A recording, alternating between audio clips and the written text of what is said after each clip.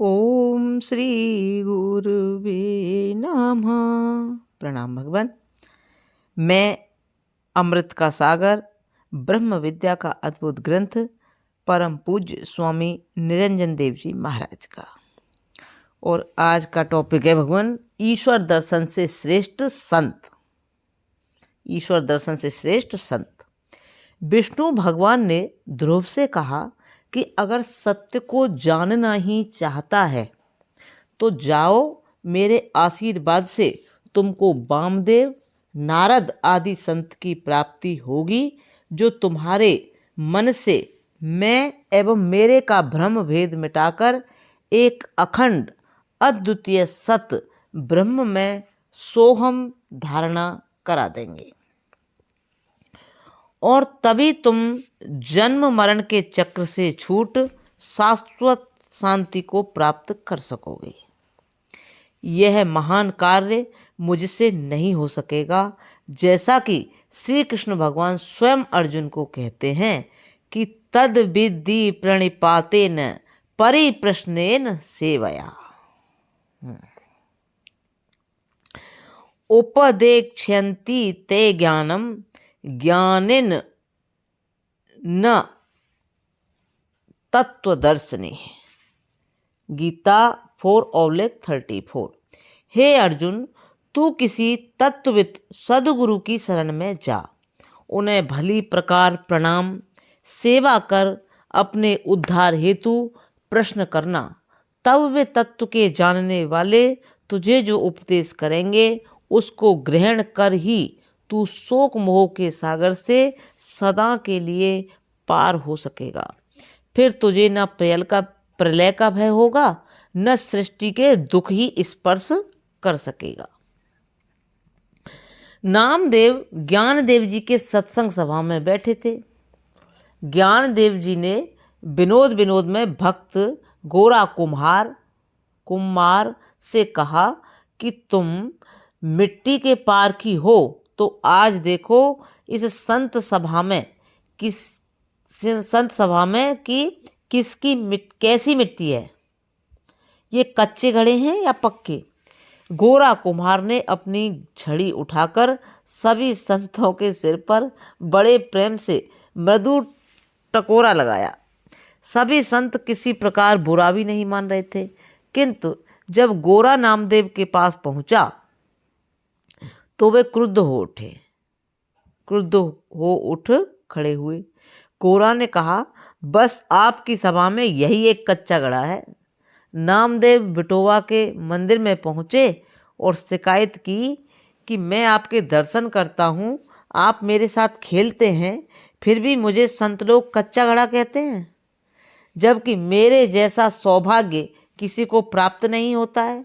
नामदेव से सुनकर बिठोवा ने कहा कि संतों का मत ठीक है, संतों का ज्ञान सर्वश्रेष्ठ है। नामदेव ने कहा, क्या मनुष्य ईश्वर दर्शन से भी कुछ अधिक प्राप्त कर सकता है? बिठोबा ने कहा, यह तो संत ही जानते हैं कि क्या सर्वश्रेष्ठ है। नामदेव ने कहा, क्या आपसे भी कोई अधिक सत्य है तो बताने की कृपा करें। तो बिठोबा ने कहा, मैं इस मामले में तुम्हारी सहायता नहीं कर सकता, क्योंकि हमारी आपस में घनिष्ठ मित्रता है।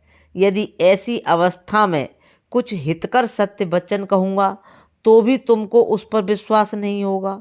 नामदेव ने कहा, तब फिर आपके दर्शन का लाभ क्या? बिठोवा ने कहा, बस सदगुरु की प्राप्ति हो जाना ही मेरी कृपा का फल है। सदगुरु से तुम उस परम सत्य को जान लो जो नाम रूप लीला गुण अवतार से परे है। उसको जाने बिना अखंड शांति किसी भी साधन से नहीं हो सकती। यही समस्या रामकृष्ण की थी। तोतापुरी जी ने कहा, तुम आत्म साक्षात्कार के अधिकारी बन चुके हो, अस्तु आत्मज्ञान को गुरुओं से जानो। रामकृष्ण ने सोचा, मुझे एक माँ काली के प्रत्यक्ष दर्शन रोज होते हैं, अब क्या बाकी रहा मुझे करने को। जब वे काली के मंदिर में पहुँचे, वह कहा, माँ आपके दर्शन से श्रेष्ठ क्या हो सकता है? अब मुझे क्या करना शेष बचा है। एक साधु आया है और कहता है तुम मुझसे आत्मज्ञान प्राप्त करो। तब माँ काली ने कहा ठीक कहता है साधु। तब रामकृष्ण ने पूछा माँ फिर आपके दर्शन का क्या फल है। माँ ने कहा मेरे दर्शन का फल यही है कि ज्ञानी गुरु घर बैठे मिल रहा है, तुम्हारे पास स्वयं आया है। ईश्वर दर्शन आत्म साक्षात्कार के नीचे की सीढ़ी है। बिनु हर कृपा मिले नहीं संता, मम दर्शन फल परम अनुपा, जीव पाव निज सहज स्वरूपा। श्री राम सबरी को कहते हैं कि हे सबरी, मेरे दर्शन का, मेरी भक्ति का यही सर्वोत्तम लाभ है कि जो जीव अनादि काल से अपने वास्तविक स्वरूप को अर्थात मैं ब्रह्म स्वरूप हूँ ऐसा जान लेता है, जब तक जीव अपने को देह एवं कर्म का कर्ता मानता रहता है तब तक वह बारंबार जन्म मृत्यु को प्राप्त होता रहता है। जब किसी सद्गुरु की शरण ग्रहण करता है तभी उसे यह प्रबोध होता है कि मेरा सच्चा सहज स्वरूप ब्रह्म है। जैसे समुद्र की लहरें समुद्र से भिन्न नहीं, उसी प्रकार ब्रह्म समुद्र की लहरें रूप जीव ब्रह्म से भिन्न नहीं है। उपरोक्त दृष्टांत से यह स्पष्ट हो जाता है कि यदि दर्शन मात्र से कल्याण हो जाता तो सबरी को नवदा भक्ति का उपदेश करने की जरूरत ही नहीं रहती। दूसरा घटना अर्जुन की है।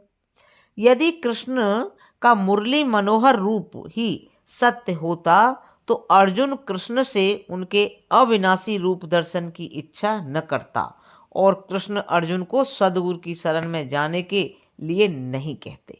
प्रणाम भगवान। अब यहाँ से आगे कर लेंगे। ओम शांति शांति शांति।